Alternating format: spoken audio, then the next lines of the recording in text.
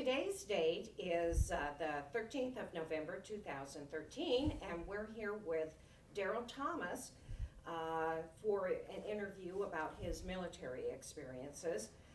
Dearl served in the U.S. Army from July of 1949 until September of 1953, and he was a medic, served in Korea. So thank you so much for coming in, Dearl. We really appreciate it. But we want you to know that you don't have to answer any questions you don't want to, and this is strictly voluntary. Sure. So just to let you know. But thank you so much for coming in.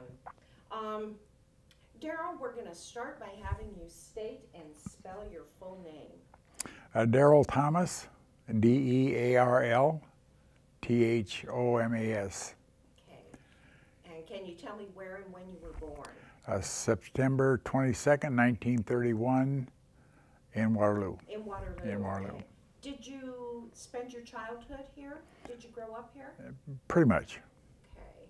What did your family do?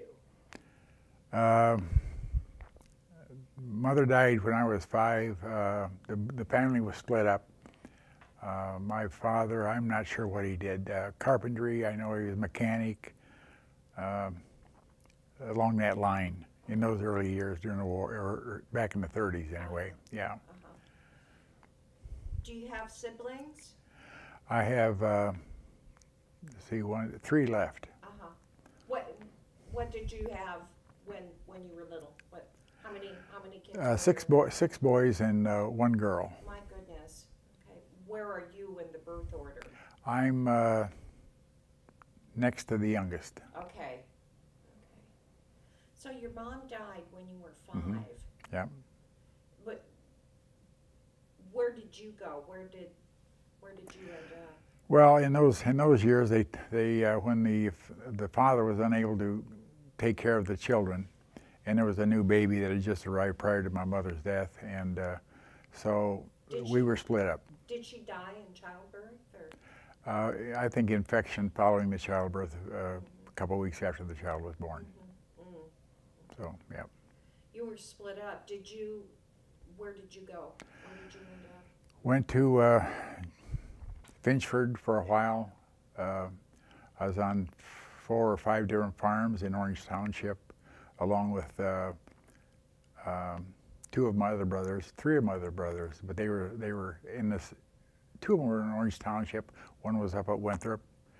Sister was adopted out when the baby was adopted out. The youngest, the sister, she went with the baby. So. Did you stay with relatives, or were these foster parents? Well, they called them. If I'm not mistaken, they called them Sunshine Farms back then.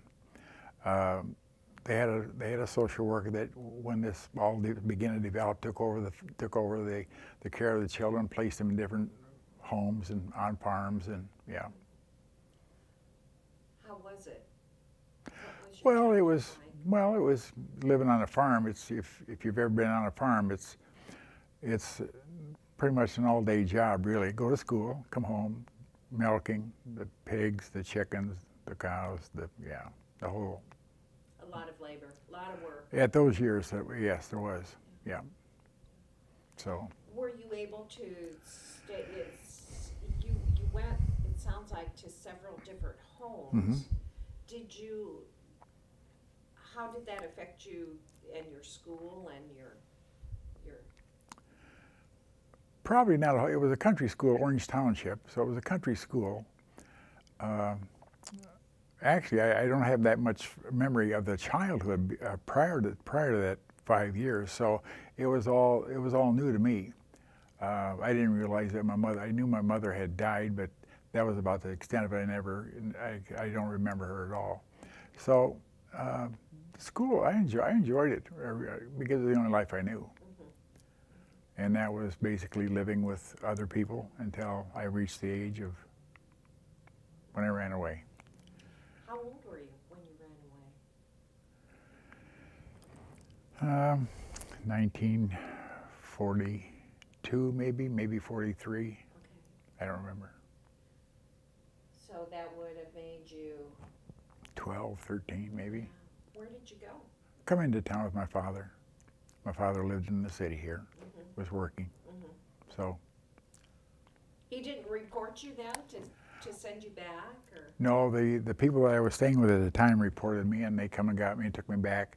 And so I ran away again the second time, and they figured, well, I might as well leave him go, so, yeah.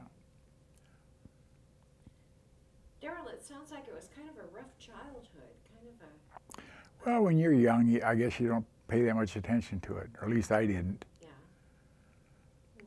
So. So, tell me about school. You said you liked school. School? Where did you go to school, and did you have a favorite subject, or? Went to school for a while at Lowell, Sloan Wallace. Other than the school in Orange Township, the consolidated school, I loved history, I loved science, I hated math and English. But a lot of the relationships that I had was mainly with young people. Very seldom was with an adult, other than maybe the people that I was staying with. And I got along fairly good with the majority of them. They were good to me, basically, and they took care of me and fed me and clothed me. And in the times that I needed help, they helped me. And so, yeah, we got along good. How old were you when you left home for the last time, the second time you ran away? How old were Well, there wasn't, the second time when I ran away, there was probably, well, it was probably just a matter of weeks and I ran away again. Okay, so yeah. you were 12, 13. Yeah, coming to the city. Did you live with your dad from that point on? From that point on until I joined the service, yeah. Did you graduate from high school No. then? Okay. No. When did you quit school? Probably in the 9th grade, I think it was 9A or 9B, I can't remember which half, and I went to work. Where did you work? I went to work for a block company here in the city at that time, Aaron Holt's Block Company, down on 18th Street, then Marquardt Block Company for a while, and got tired of that and joined the service with a friend of mine. Okay. So. Had you known anybody that had ever served in the military? Had your father, had any of the foster parents, or? They had, let's see, 1, 2, 3, 4. I had 4 brothers in the Navy during the war, and my father was in the Army during the part of the war. He got discharged, health problems. Okay. So. You had 4 brothers and your dad all served during the war then? Oh my goodness. So tell me about each of them and where they served and what they did. One was, 2 of them were medics. One was attached to a Marine unit. One was in a hospital working in the islands in the New Hebrides. The youngest brother that was in the Navy, he ended up in Hawaii, stationed there in the fire department at Pearl. And the oldest brother was in the submarine corps. Oh, excuse me. I'm sorry. So what are their names? What's your dad's name and your 4 brothers? My father's name was Richie Thomas, of course. There was Herbert, the oldest, Robert, DeRuth, Donald. Okay. And with all of your brothers in the Navy, you joined the Army. Why? Got tired of working, something different, something to do. The war had ended. This was 1946. The war had ended. I quit school, went to work, and I convinced another friend, or he convinced me to join let's join the service. But why didn't you go into the Navy rather than the Army? Why did you choose the Well, like I say, the war had ended, and they weren't taking anybody in the Marine Corps, the Air Force, or the Navy. The only thing we'd get into was the Army, so him and I chose the Army. Okay. So that's how we ended up there. Okay. So tell me about those first days in the Army. Where did you? Well, I think the second day I was there, I realized I'd made a mistake. But. Whoops. Yeah. What happened? I had to stick it out. But I got used to it. Okay. So you were processed where? In Des Moines, or? Processed here and in Fort Riley, and went down to Fort Riley, Kansas for basic training, and then to Fort Sam Houston, Texas for medical training, and then shipped overseas to Japan in the occupation duty up in the northern island of Japan, Hokkaido. stationed up there until the Korean War broke out. And then from that point, they sent us over to the war. Why did you become a medic? How did that come about? Probably because my brothers were in it, the two of them, and I think there's some association of that, you know, and that's the only thing I can think of. Mm-hmm. So, it sounded fun, interesting to me, and I like that kind of stuff. So, when you went overseas, how did you get there? How did you arrive at Japan initially? Troop ship.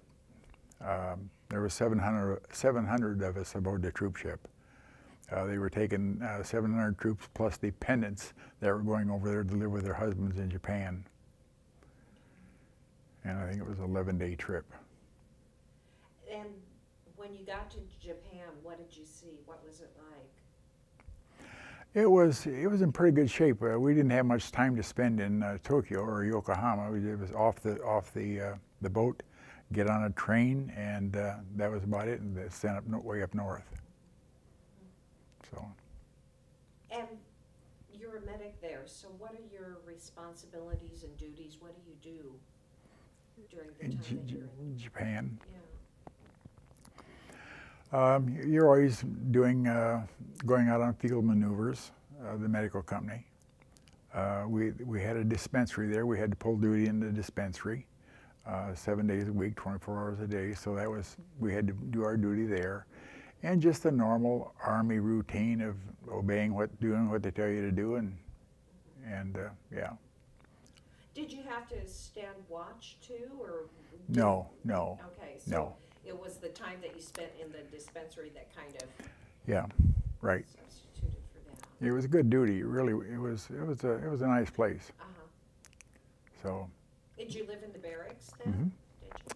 Much better than basic training. More freedoms, a little bit more freedoms. Had a good captain, and so got along good there. Okay. How long were you there? From March of 1950 until September of 1950. Okay. Roughly what? 6 months. 6 months. Yeah. Yeah. So when you got the news that you were going to Korea, how did that come about? What was that like? Well, when the war broke out, we just heard it of course, on the radio there where we were at, and everyone was asking, "Where's Korea? Where's that? Never heard of it before." And so anyway, but it was quite a shock to the mental system. We had to go out and dig foxholes right away in the back of the barracks in case they should move towards Japan and that whole scenario. But otherwise, we adjusted to it, and then maybe I think month and a half, 2 months later, maybe they pulled us out and sent us over. How did you get over to Korea? On a ship, troop ship. I think we were aboard ship 10 days, I think, in a convoy, and we landed at Incheon, South Korea, and then from there, yeah. What happens once you land? They moved us down. The Marines headed towards Seoul, and the unit I was attached to, the battalion, the regiment, we headed towards Suwon, an old city that was built before the time of Christ, so they say. And there was an airfield there. Stayed in the airfield for 2 days, and then they sent us up to the front. What was that like going up to the front? First time? Yeah. It's an experience, let me tell you. And yeah, it makes you aware of what the rest of the days are going to be while you're there. But we contacted the North Korean Army at the same place that the Americans that first went over there at the very beginning of the war contacted the enemy at a little village called Osan, and we contacted the North Koreans there and got them off the hill, and then they loaded us on trucks and took us back down to Busan, put us back aboard ships. And you know how the service works. They're kind of slow sometimes when they do things. So first time that you contact the North Korean, you're in battle. Mm-hmm. What is that like? What are you doing as a medic? What? Well, I'm assigned to a company, so I just stay with them. Mm-hmm. And there was roughly 200 and some men, I believe, in a company, and so we're assigned to a company, so we just stay with them, eat with them, sleep with them, Mm-hmm. and our job is if they get hit, is to patch them up and get them back if need be, and so. That first encounter, were there many casualties? Not really. I think there was I think there was at least in the area that I was in. I think there was maybe 2 wounded and 2 killed, and yeah, that was pretty much it for that time. As a medic, Dearl, you're carrying medical equipment. You Mm-hmm. have a medical bag, and Mm-hmm. what all is in that bag, and how else are you equipped? Well, really with very little: morphine, bandages, aspirin. I can't remember the name of the medicine that we had. They call them brown bombers for if you had the food made you get plugged up. You know, it was that's why they call it a brown bomber. A laxative. Laxative of some sort. Yes. That was pretty much it. You didn't have a whole lot of equipment, medical equipment, like they do today probably. It was just basically some bandages of some kind and maybe some scissors and some tape and the basic and the morphine, and that was pretty much it. Were you armed too? I was, yes. Okay. Did you have what, a handgun, or did you? No, I had a M1, a carbine. Okay. When the war broke out, they were killing the wounded. They were killing the people they captured, and they were killing. Well, anybody they captured, they usually killed them. A lot of them in the early part, Mm-hmm. and so they started arming all the medics. Okay. So that first battle lasted how long? I don't remember. Yeah, I don't. And then you came back? Too long, probably. Too long, Yeah. I don't even remember ever going back to the airfield. It seems to me we were put on trucks right away and moved down south and then put aboard ships and sent back up north again. Yeah, real fluid. Where were sent back up north again by Well, ship, or what? They put us aboard trucks where I was at in South Korea. It took us all the way down to Busan, 200 and some miles down, and put us aboard troop ships again. And probably 2 weeks later, the ship pulled out and they sent us up to North Korea, up along the coast, and we unloaded up there, up in the mountains. This was in September. This would have been November of 1950. And winter was coming on and going up into the mountains. It was getting cold. So. What happens then when you're in North Korea? They moved us. The unit I was attached to moved us up to a place called the Fushan Reservoir, and we were up there 4 or 5 days. And in the meantime, the Marines had moved into another reservoir area they called the Chosin Reservoir. They were over in that area, and the Chinese then come into the war, and when they came in, the whole war changed. So they pulled my unit down, our unit down out of the mountains, down to the sea, pointed us in a different direction, and sent us up towards where the Marines were at. And this would have been towards the end of November. They put us on railroad coal cars, and we went up into the mountains that way. Got up to the end of the line, unloaded, started walking down the road. About 8 o'clock at night, and I'd had diarrhea going in the coal car, and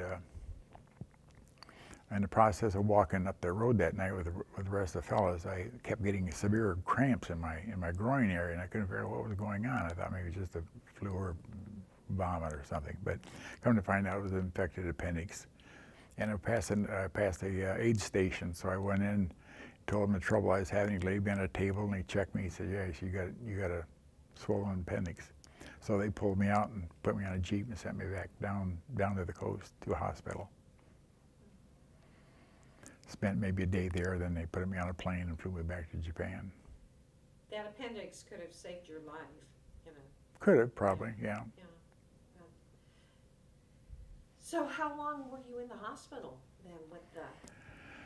They didn't take the appendix out. There was too many wounded coming back from the war in that reservoir area with the Chinese coming into the war. There was too many wounded coming back, and so they just fed me the antibiotics that they had at that time, and got it cleaned up and cleared up. Gave me 5 days R&R, rest and recuperation, and then sent me back. That's amazing that they didn't remove it. That's what I've often wondered. Yeah. So you go back, and then what happens? Go back.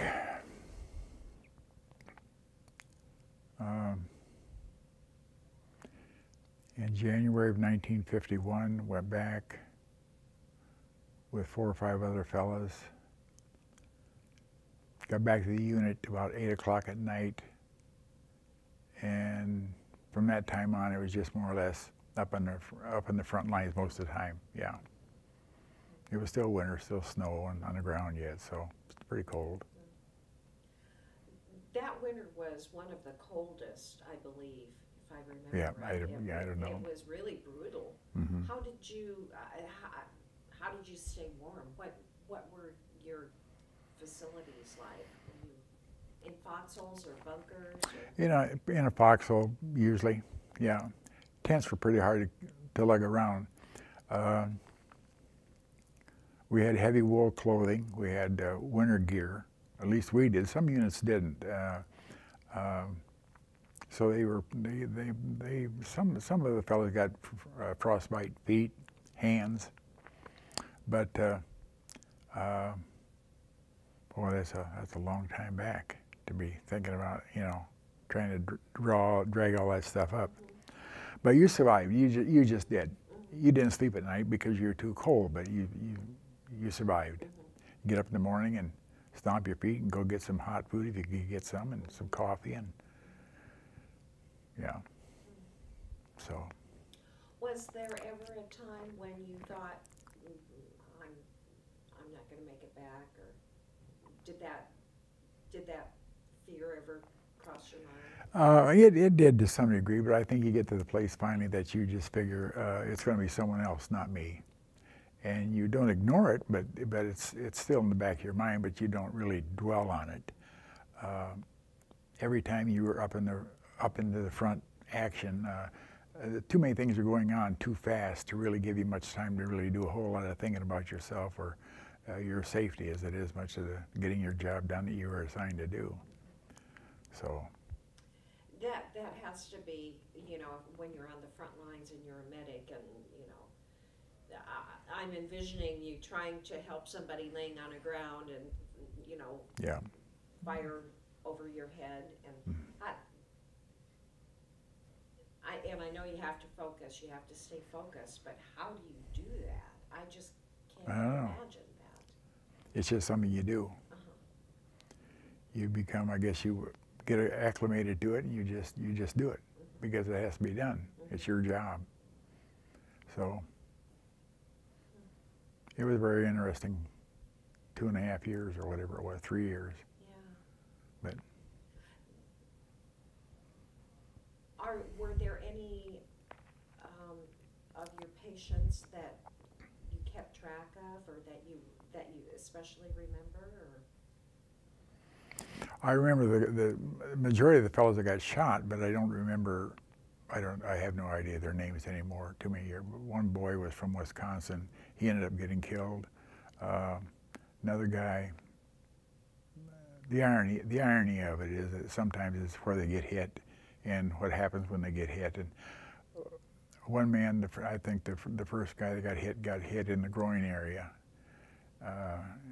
and he thought he'd been killed. I mean, I can understand his reasoning, but yeah, I've forgotten a lot of the fellows, their names, and just the incidents, the things that happened to them, and yeah.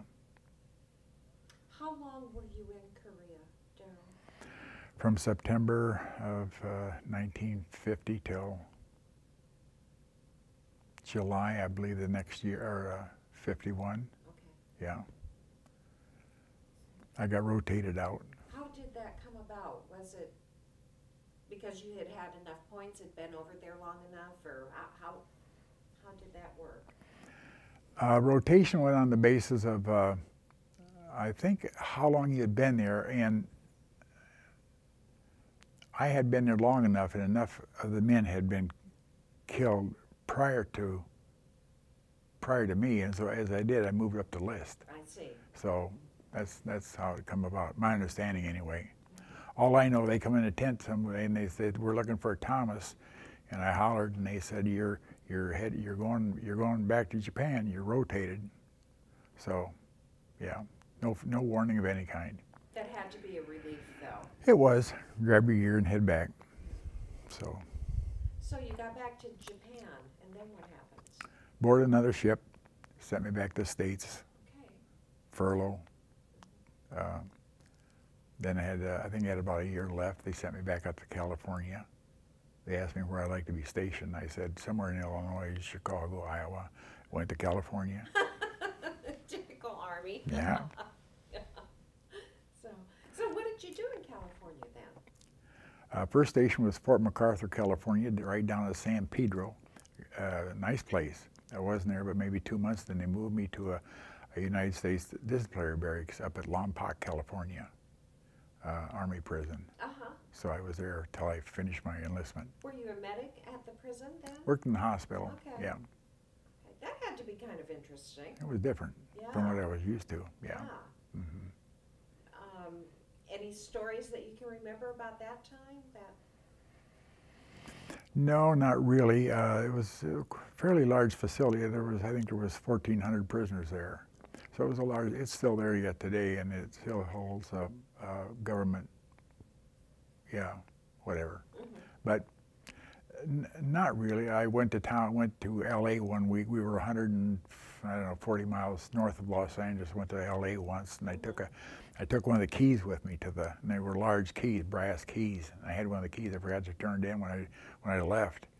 And of course I got a call down in California, and I want to know if I had that key. I suppose they were afraid an inmate had it, but yeah. Otherwise, from that point on, discharged, back home, back to work. Mm-hmm. You came back to Waterloo? Come back to Waterloo. Okay.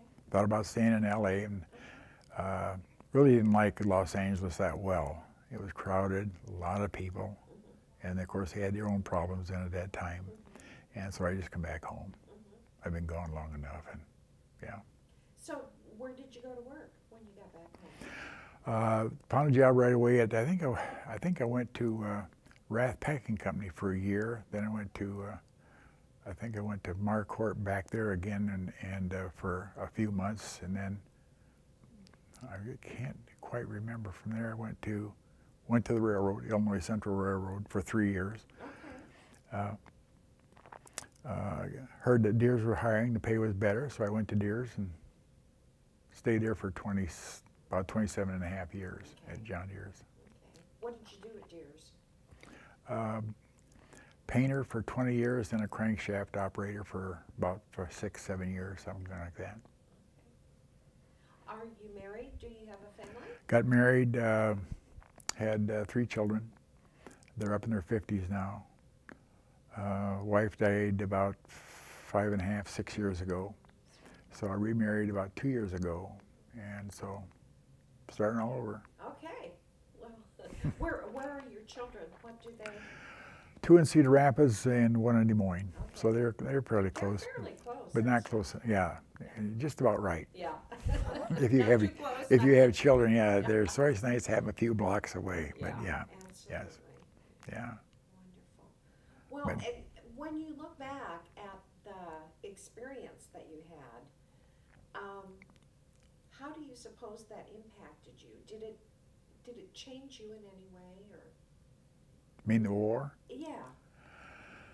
Well, I think I learned maybe not to complain so much about stuff that happens to me, or the things that maybe I'd like that I don't have, and especially coming out of an environment such as not only Japan but especially in Korea at that time. Of course, now it's all changed, but it was a poor country, and they lived on the very minimum, especially up in the hills, away out of the big cities.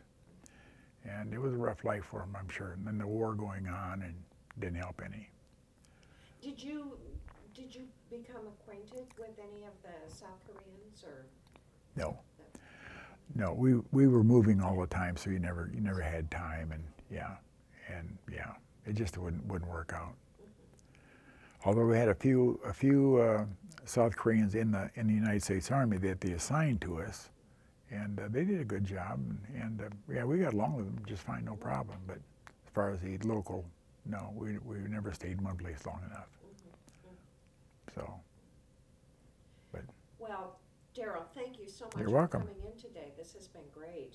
This has been the interview with Dearl Thomas. The date is the 13th of November, 2013. Mm-hmm. And thank you so much for coming in.